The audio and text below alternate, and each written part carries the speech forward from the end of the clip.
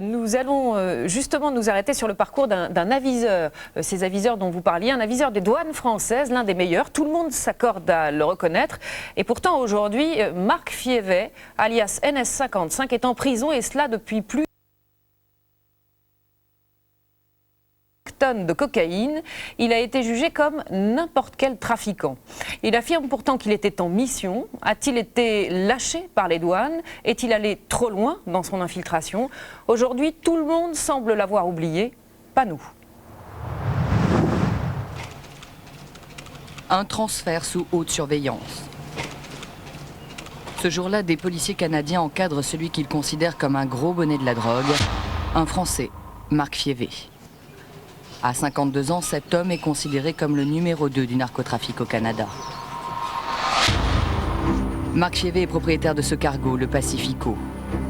Arraisonné en février 1994 au large des côtes canadiennes, ces cales ont livré 5400 kilos de cocaïne. Plus de 5 tonnes de drogue simplement conditionnées dans ces ballots de toile. Valeur marchande, plus d'1 milliard de dollars. Jamais une telle prise n'a été réalisée au Canada.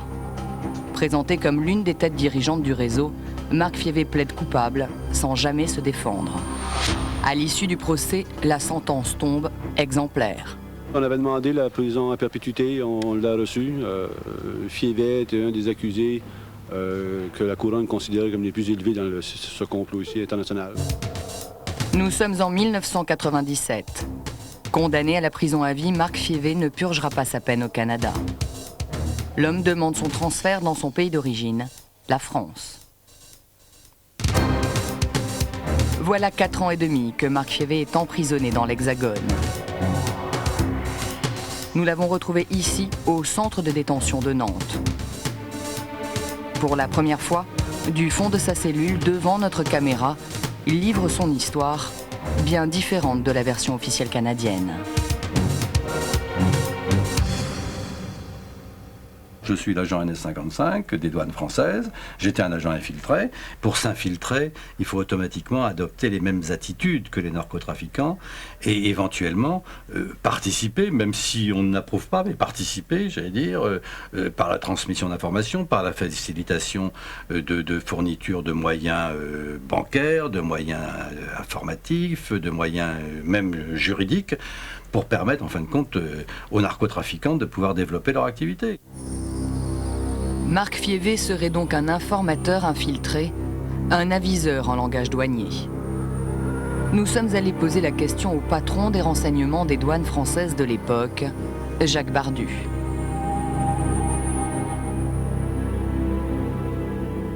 Si vous me dites Marc Fievet, je vous réponds que bien entendu je le connais. Enfin je le connais, je ne l'ai jamais vu, je ne l'ai jamais rencontré. Mais je sais qu'un de mes excellents collègues, il était l'aviseur d'un de mes excellents collègues. Jacques Bardu se souvient donc parfaitement de l'aviseur Marc Fievet. Mais ses souvenirs le trahissent quand nous lui demandons si NS55 était un bon élément. Je vous dis, je suis atteint par des pertes de mémoire, surtout en ce domaine-là. Pourtant, les qualités d'aviseur de Marc Fievet sont reconnues par les douanes françaises. À tel point qu'elles lui ont même délivré une attestation élogieuse. NS55 y est décrit comme un informateur régulier et efficace. Son action a permis des saisies significatives de stupéfiants, ainsi que l'arrestation de plusieurs dizaines de personnes impliquées dans ces trafics. Pendant 6 ans, Marc Fievet a donc renseigné les douanes, infiltré des organisations mafieuses, une double vie à laquelle rien ne le prédisposait. Avant, j'étais quelqu'un d'autre, j'avais une autre vie, j'ai été transporteur routier, j'ai été pilote, j'ai été cadre commercial dans une entreprise de textile et dans une entreprise de mécanographie.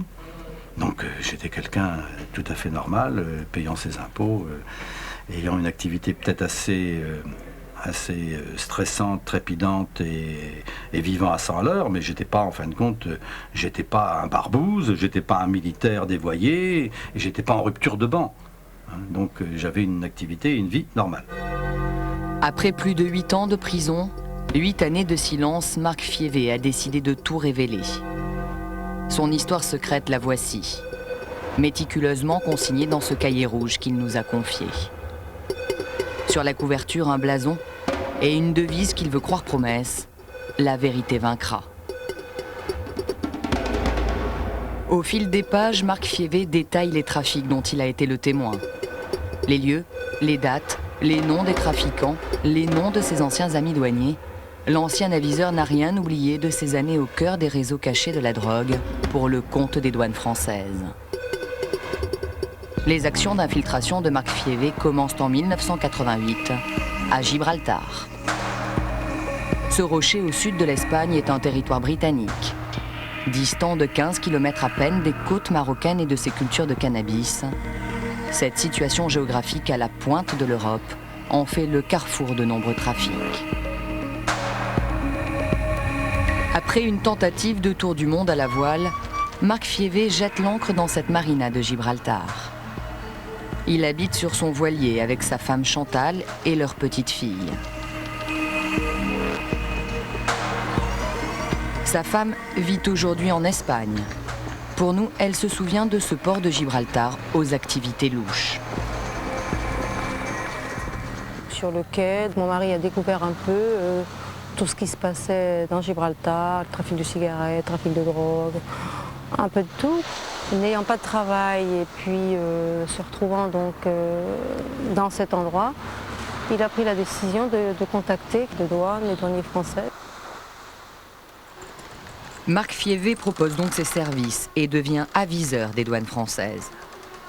Dans sa quête d'information, il ne va pas hésiter à travailler avec les trafiquants, mettant même son propre bateau à leur disposition.